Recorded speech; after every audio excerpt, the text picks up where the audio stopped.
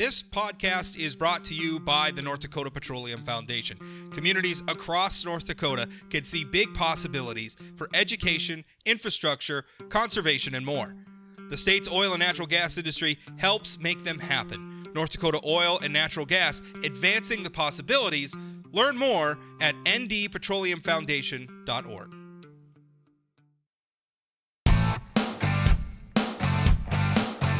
My guest on this episode of the Plain Talk podcast is State Representative Mike Nathe. Mike is a Republican.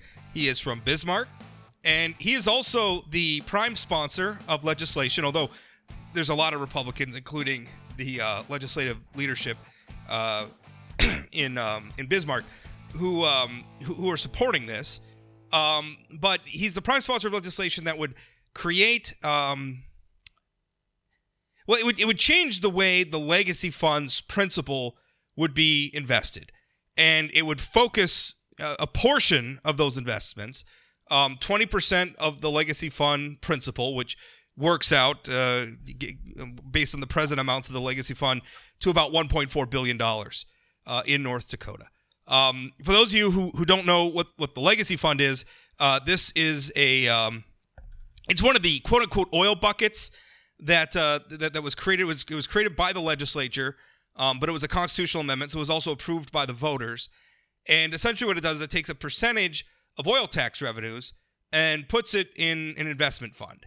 And this was done at the time with no defined purpose. The intent was just, we have an oil boom going on. It is producing a lot of tax revenue. Let's save some of that revenue for North Dakota's future, for our legacy.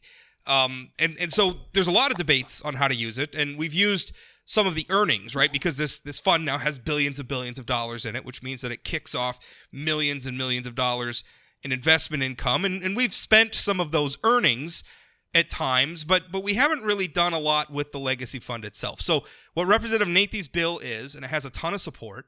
And by the way, not just in the legislature, statewide officials such as Insurance Commissioner John Gottfried, who's been on this podcast before talking about this idea, supports this as well. So I'll quit yammering enough, and we'll actually have the guy who's sponsoring the bill talk to us. Mike, how you doing? Very good, Rob. Thanks for having me on today. Do I need to be corrected in any of that? Am I getting everything right? No, you're getting everything right, Rob. In regards to the legacy fund, it was approved, I believe, in 2010, and we couldn't touch it for 7 years until 2017. And just for your listeners, the legacy fund, the money that comes in there, that is 30% of the oil revenue that the state receives. 30% of that goes into the legacy fund. And so, as you said, we've been building that fund up for many years now, and the fund is just shy of $8 billion.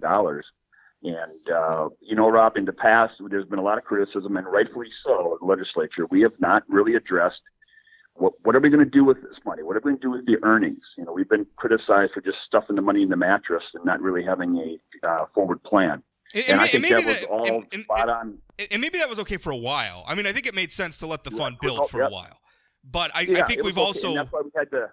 I think we've reached an inflection point where it's time to start deciding what we're going to do with this.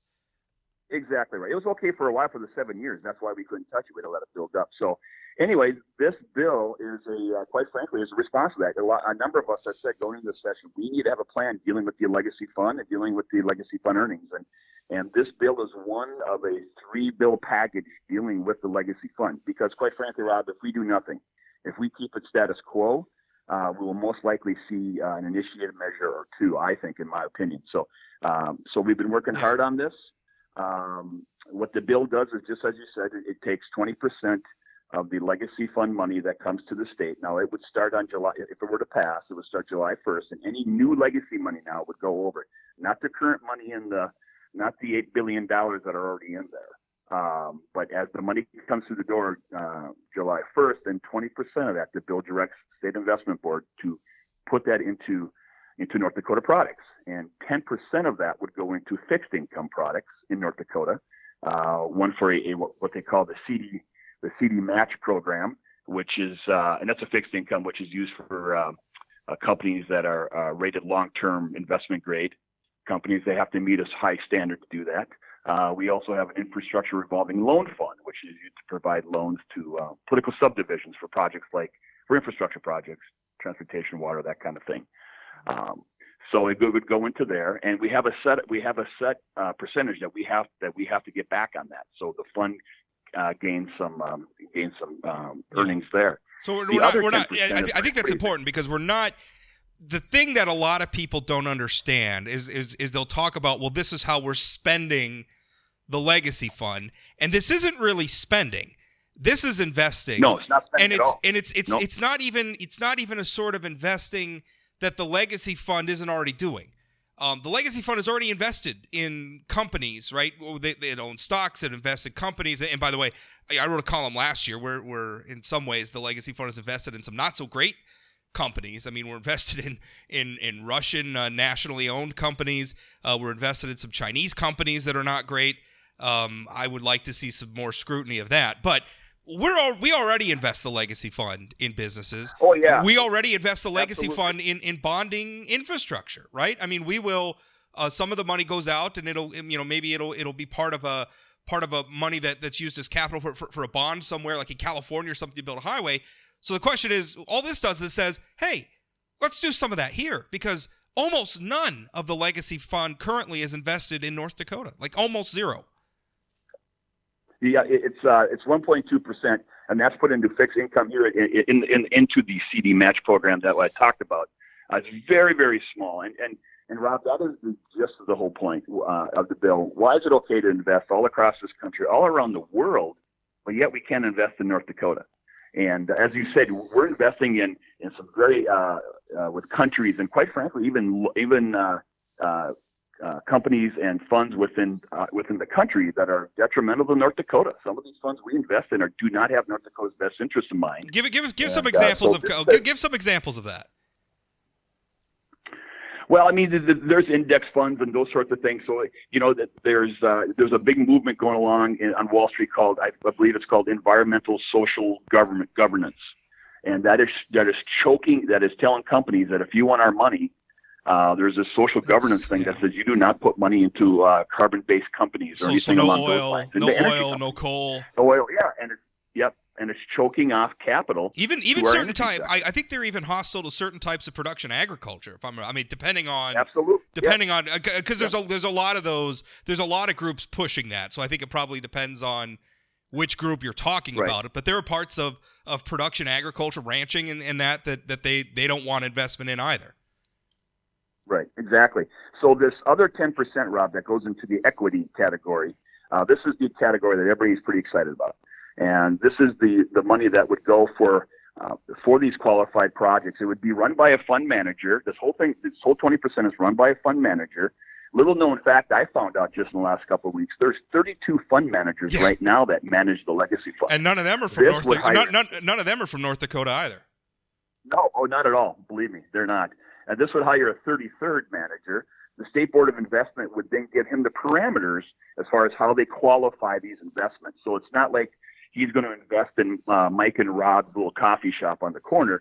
These investments, these equity investments, have to meet a very high standard that SIB will set. No different than what they're currently doing right now with their equity plays. Which doesn't mean that they couldn't invest in a coffee shop that you and I might start. It's just that we would act. I mean, we couldn't just say, hey, we're from North Dakota, we want to start a coffee shop, give us some money.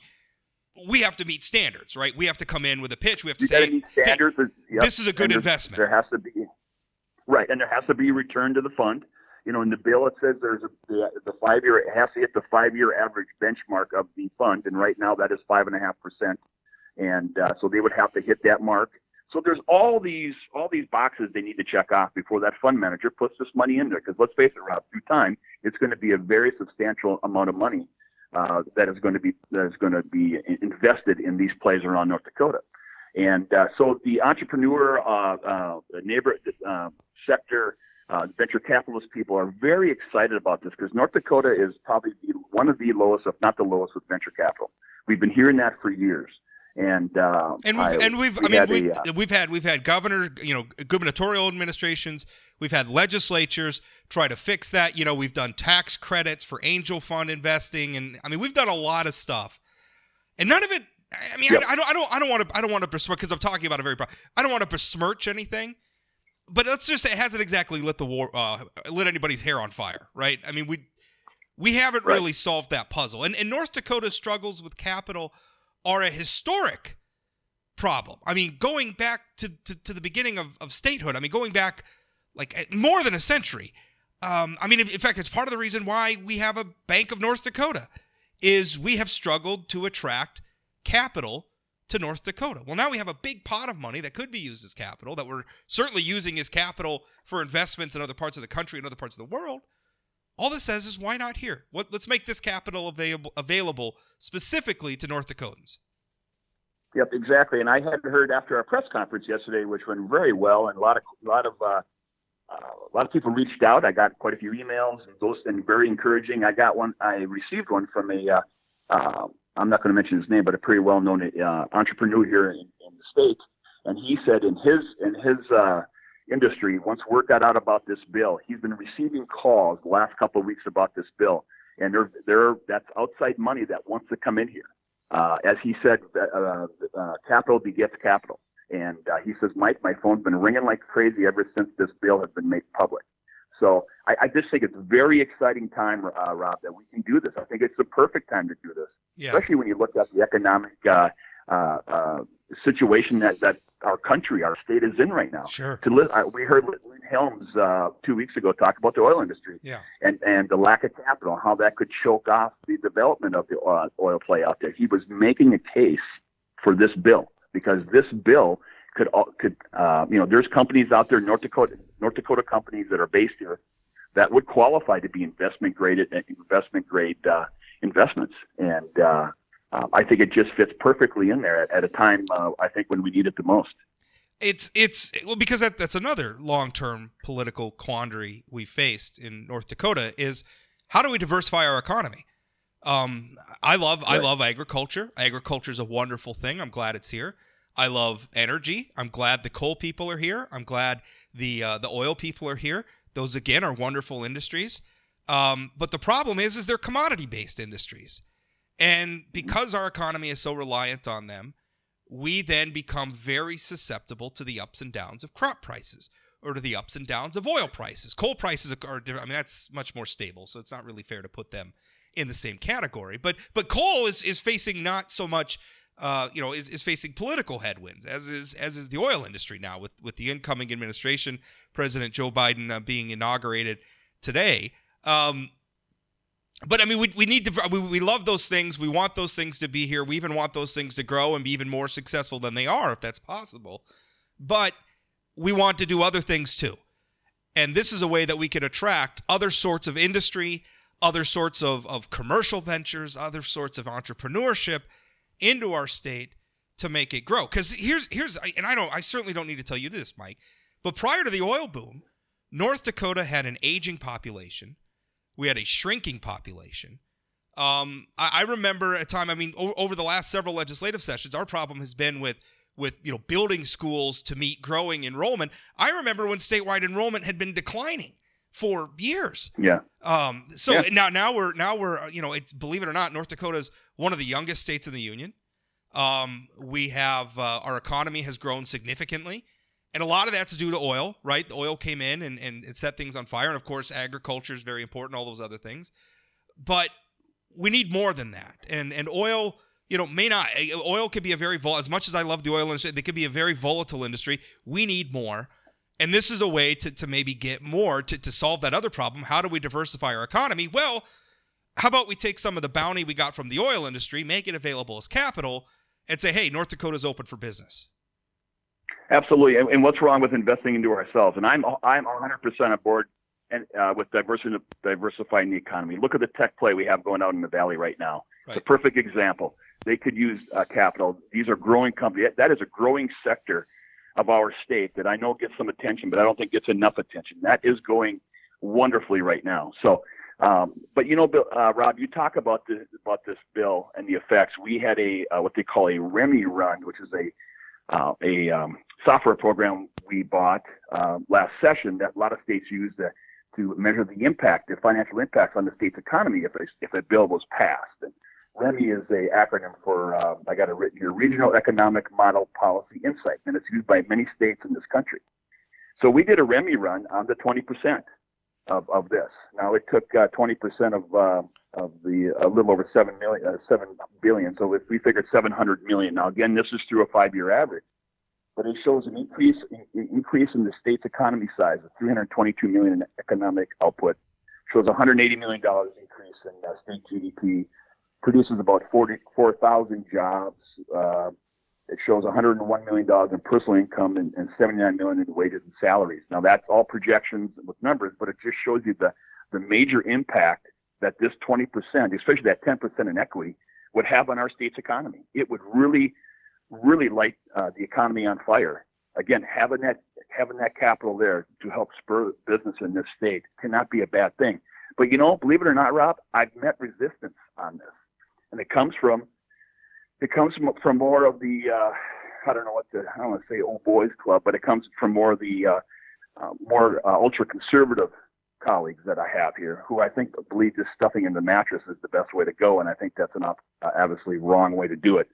And their question is there enough demand for this? Is there enough people out there that will do it? And that's a valid question. I think that's a fair question. Answered it. Because it's a fair question. Well, because it's okay. So if it's 20% of the legacy fund principal, currently that's roughly 1.4 billion, and that's going to grow because the legacy fund's going to continue to grow. It's going to earn more money. It's going to continue to get oil tax revenues, so it's going to continue to grow. That money's going to continue to go up.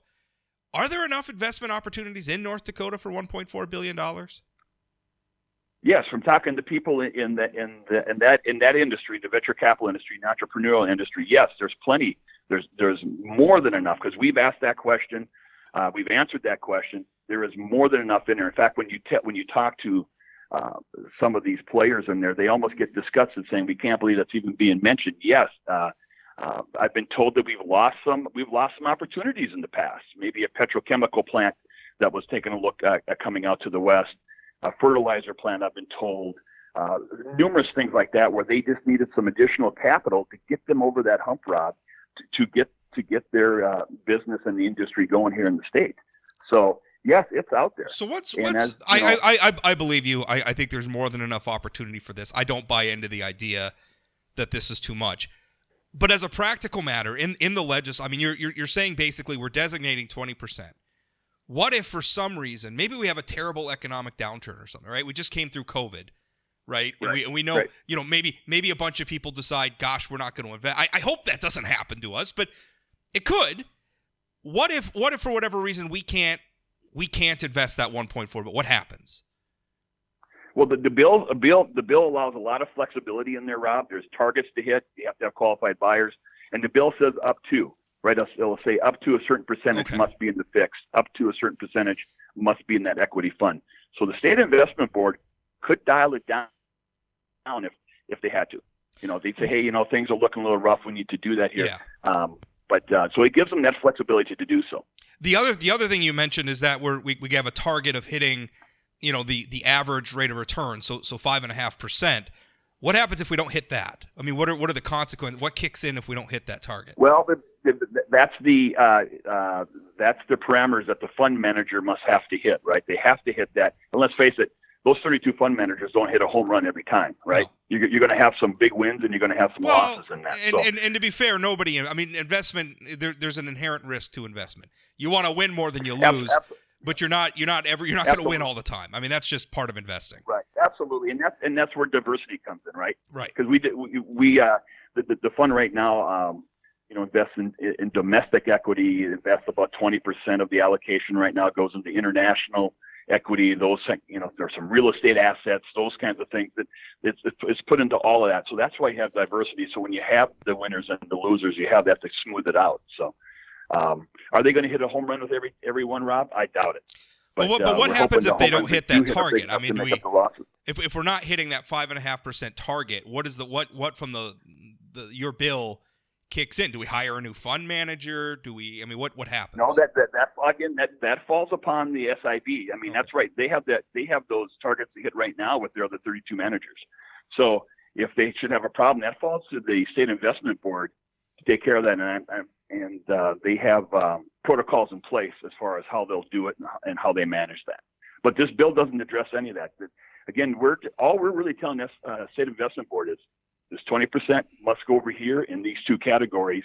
We're not reinventing the wheel. We're not telling them you have to do this process-wise and that process-wise. They already have those processes. We're not, that's the flexibility. So Sure. We're just saying we're diverting that 20%, and let's get that into the state of North Dakota's economy. And we don't want the legislature micromanaging a lot of that anyway. The legislature's giving the legislature's giving a direction, and then it's up to the state investment board to point our investments in that direction. I mean, that's absolutely. And I have a problem with with past programs like this. We had legislative fingerprints in there, and we had certain things that were written, or even legislators deciding. I mean, that's the last thing we want to do. Leave it to these professional fund managers as far as how to do it, how to qualify a proper investment. These fund managers get paid too on performance, Rob. So believe me, they want to hit that mark.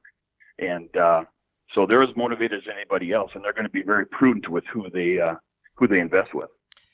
Let's talk about the infrastructure part of this, because that's something, and this is going to sound weird, but I get really excited about the infrastructure part of this, because there's been a few ideas kicked around in the past about using the legacy fund to sort of backstop investments in North Dakota infrastructure. And I think this could be such a game changer, because and have a direct benefit for North Dakotans. Not that making this capital available for investment in private ventures, companies or entrepreneurs or startups, or maybe companies that want to move here, not that that's not going to have an impact. But if for instance, if your community's thinking about building a new, I don't know, sewage plant or something, or a new water pump or something, they have to go out and they have to figure out, well, it's going to cost this much, and then we're going to have to get a bond to pay for it, and then we have to allocate tax revenues to pay for that bond. So sometimes that'll mean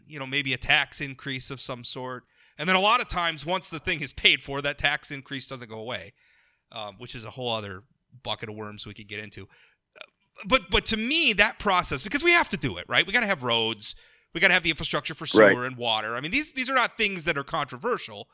If we could make that process faster and cheaper by making our own money available to us, not just to pay for it, but to say, okay, well, we're going to bond it, but the interest rate you pay is going to be cheaper, and the process is going to be faster. We could build that infrastructure that is not controversial, that we all want anyway. We could build it faster and cheaper, which is not only better for the taxpayers, right? The taxpayers are going to be carrying less burden. But that's also good for our growing communities, right? Like you look at that massive Amazon, and I don't know all, because obviously, but that big warehouse that Amazon is building, the big facility they're building down by Fargo, that's going to need water and sewer and all that stuff. And I don't know what sort of deals they've worked out to do that, or what's existing or whatever. I don't know the specifics of that project. But when you have a project like that, a lot of times you have to build, like a new water pump or a new sewer pipe, whatever, and the taxpayer, if you could say that, well, we could build it faster, company like Amazon or Microsoft or whoever, some manufacturer, whoever, we could build the infrastructure we need for you to move your business to North Dakota and move your people to North Dakota. We could build that stuff faster and cheaper. That to me seems like a game changer. So talk about that portion of your bill. Well, you're speaking my language, Rob. You're talking to the guy who was the prime sponsor of the Prairie Dog bill last session, right? Right. For $250 million going towards all the water projects you just mentioned, and that's using oil money as it comes through the door. The other tool that they can use, that they currently use, is what we call the Infrastructure Revolving Loan Fund, and that is for the political subdivisions to tap. That's for the cities and counties to tap, and that is done through the Bank of North Dakota. So that is used for exactly what you talked, all infrastructure projects, transportation, water, all those sorts of things you just mentioned. They go to the Bank of North Dakota, they get a loan, up to a 30-year loan, and with rates right now, it's sub 2%, maybe 1.5 or even less. It's extremely low. The entire fund going into this biennium had $175 million. That's all been committed. That's all out the door, and that's been the legislature has been funding that. So with this bill, this legacy fund money will go in that category and will capitalize that infrastructure loan program. And at one point, it's going to be a very big, substantial number. And that is money that is, like you say, will be available to the cities and counties to borrow at extremely low rates from the Bank of North Dakota, which means they get their infrastructure built out at a very low cost to the taxpayer, because the taxpayer has to pay those, the city has to pay those bonds back. Right. And so it also helps to keep some of that growth, that cost of the growth down. Right, because you're not spending the legacy fund money. You're investing it, and the only thing it might cost us, it might cost us is maybe if we invested that money in a different way, we'd get a little bit better rate of return. But if we're lending that money to ourselves, and we're lending it towards a public good, like building infrastructure we need, then we can accept, okay, well, we're not going to get as high a rate of return on these investments, but that's okay because it's for the public good of North Dakota, and the legacy fund is North Dakota's money, so that's a win. Absolutely right, Rob. So, we loan it out. They do everything like, as you say, and then the bill, it says we need 1.25% back on that money that goes back in the legacy fund. So, and that's the other thing that we've been running across, especially with some of the money managers. This is not a pension fund, and Commissioner Godfrey has been very smart in pointing that out. When you talk to some of these people involved at, say, the investment board, all they look at is that percentage, because face it, that's their job, right? All they care about is getting that return. But this bill is much different. This bill, yes, we do want a return, but the other half of the equation is what is the effects on the economy and what is the effects on our taxpayer? And that's where this infrastructure loan comes in. So you have to look deeper than just the return, right? Yeah. We look at this money and it comes back to us in many different ways. And I don't blame. I mean, the return is important, right? And if all we're doing is investing the legacy fund, well, sure, we want to maximize our returns. But what this bill does is it says, okay, well, we're going to invest the legacy fund or a portion of the legacy, 20% obviously is your number. We're going to invest it in ways that, because this is the public's money, because this is North Dakota's legacy, we're going to invest this in ways where the return is not the number one priority. Still a priority, still important, still there. But our number one priority is how can we use this to benefit North Dakota and to solve some of our long-standing problems, such as access to capital in our state, diversification of our economy, building needed infrastructure quickly and cheaply. This rings all those bells, and they are huge. Huge policy bills. I realize they're not as sexy, right? We in the news media like to cover, all these zany bills that get filed every session. We're going to make abortion a crime. We're going to make being gay a crime, and all this nutty stuff that comes out. I realize that building infrastructure is not as sexy and maybe doesn't grab the public's attention, but I think it's hard to understate the profound impact, as unsexy as this is, as to talk about on talk radio shows and stuff, the profound impact that this could have on our state and its prosperity. Well, Rob, when you're talking about improved water, you talk about improved roads and everything else that we're talking about with infrastructure. This bill will help North Dakotans finally feel the positive effects of the legacy fund, right? Because up until now, it's just been invested God knows where, and North Dakotans haven't really felt it firsthand.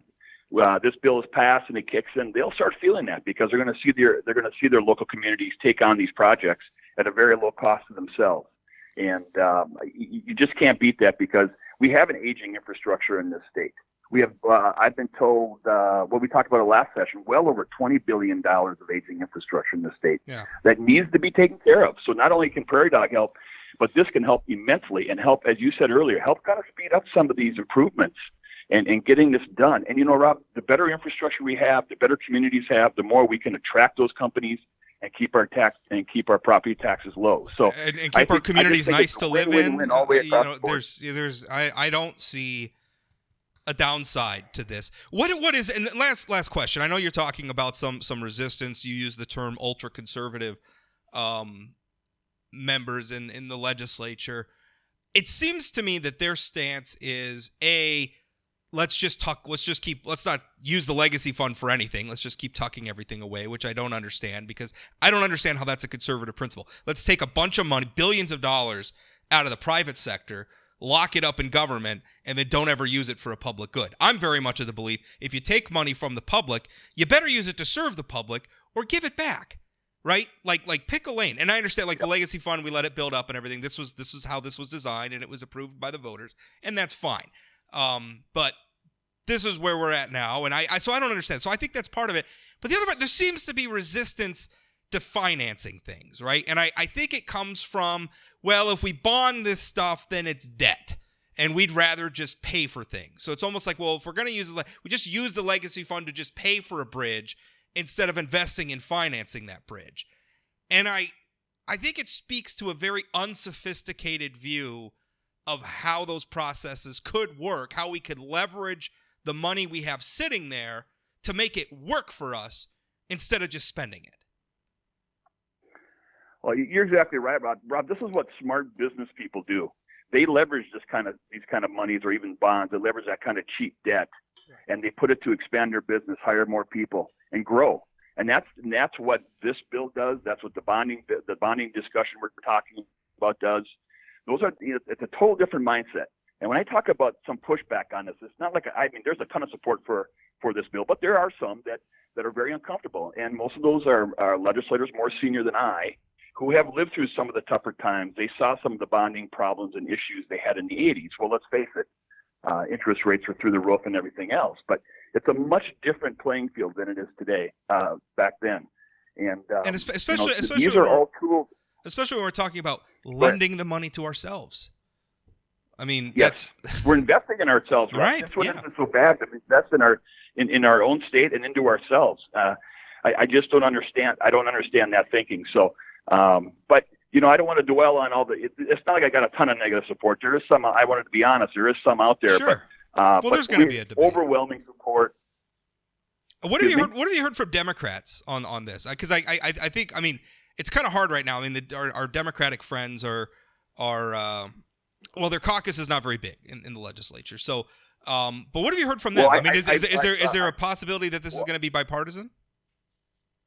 Yes. Yeah. Well, we have Representative Mock is on the bill. Oh, that's right. I talked yes. to the Minority Leader Josh Boucher actually yesterday about the bill. He's very interested, very positive. He just wants me to walk him through the bill and get a little better understanding of it. So my take, and it's just my personal opinion, is they're very open to this, and they just want to be able to go through the nuts and bolts of the bill and so they can understand it. So, which is not unfair. Rob, I got the distinct feeling, even talking to some other Democrats on the floor, they're definitely positive about this bill. So. Well, Mike, we feel pretty good going forward with it. You were kind enough to call and talk to me from the legislative session where things are just busy as heck, and make I used even a little bit more of the time than you allotted for me, so I apologize for that. Thank you so much, and looking forward. Just real quick, what's the next steps? I imagine this bill's going before a committee. That's in the process is going to start. It's going to go before the tax committee in the House. Okay. And actually, the tax chairman, Representative Hedlund, is on the bill. We have the tax chairman in the Senate is on the bill. So we're going to go in front of there, and we'll have the hearing. And I expect that hearing to go very well. And then obviously, if it gets a due pass, as I fully expect, it'll hit the floor. So, we'll see what happens. So there's no money in this bill. If there was money in the bill, it would have to go to appropriations. So that's why I think the bill may move a little faster than some of these money bills, because this is all policy. And how about the governor's office? Have you had any talks with them? I did reach out to the governor about a week and a half ago. I walked him through the bill. I reached out to them. I just thought out of professional courtesy, let's get the governor up to speed on the bill, and we had a great discussion about it. So I think the governor is just going to kind of keep his opinions to himself for now, but which is not unusual for our governors. They usually don't like to weigh in too much on bills until they hit. Yeah, that happens all. Yeah. That happens all the time, Rob. So I would let the governor speak on what their feelings are on this. But it was a good conversation, and so it turned out well. Well, Mike, thank you for your time. Appreciate it. You bet, Rob. Thanks for having me on. I really do appreciate it. It was fun.